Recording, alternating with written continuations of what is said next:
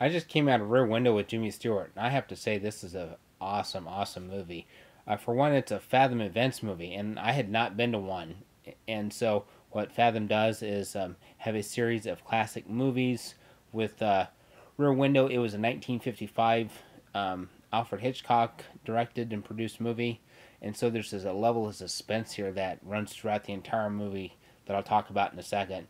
One of the observations I made tonight was how many young uh, teenagers, kids were with their parents seeing this movie. So I think this bodes well for future generations being introduced to uh, these timeless classics. As far as the movie itself goes, we get to see. I heard on John Campia's AMC Movie Talk the other day about movies in the 1950s and 60s, and that you still have this stage feel presence to those movies during that era, and you definitely have this in this Jimmy Stewart movie.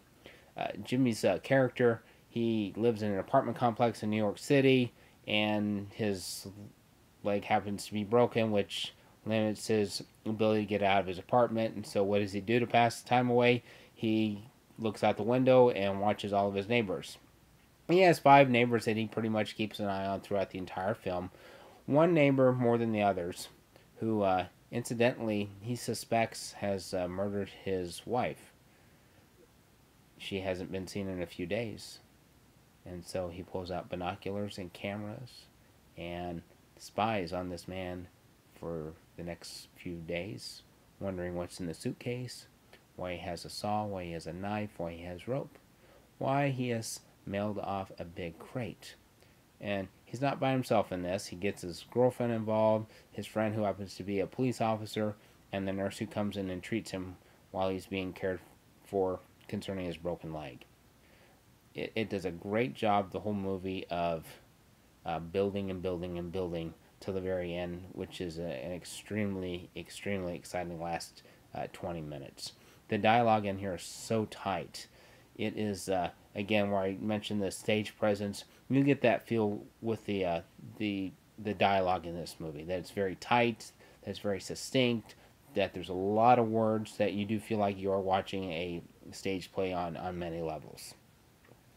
It it was also nice to not have all the pops, bells, and whistles that you have of modern day film. And I think sometimes all the loud noise can cover up good storytelling. And in this movie, you get to feel what a, uh, a suspense thriller was obviously like in the 1950s.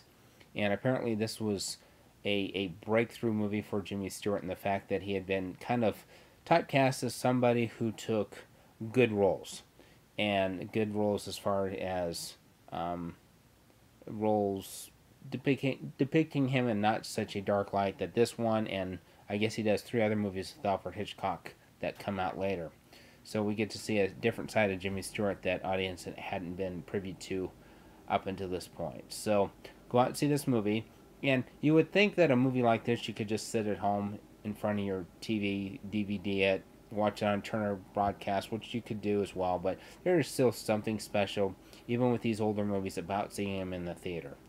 And the audience around you is just makes it all the more special to appreciate and enjoy. So, uh, Rear Window, check it out. You may have to wait and see if it comes back around on Fathom events, or you may actually have to DVD it or get it on Netflix. So, you have a great night. See you later. Bye.